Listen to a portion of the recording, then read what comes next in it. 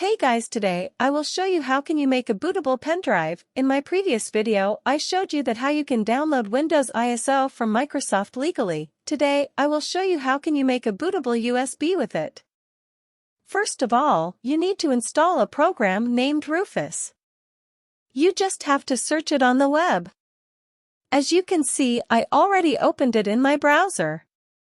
Just scroll down until you see download options, just click on Rufus 3.21 and download it. Now open it and plug your USB in. As you can see, my USB is showing under the device option. Now go to boot selection and select your ISO. For the next step, now you have to check your partition scheme. Just right-click on this PC and click on Manage. Now click on Disk Management. Now here you have to right-click on Disk 0 Properties and go to Volumes tab.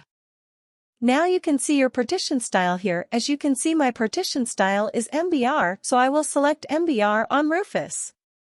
Now final step.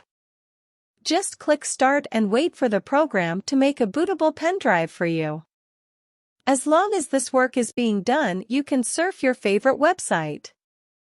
And now you can see it's done. So here it is, that's how you can make a bootable pendrive of your favorite OS, in my case Windows 10. Now just install it and enjoy. Thanks for watching. Make sure to subscribe and ring bell icon.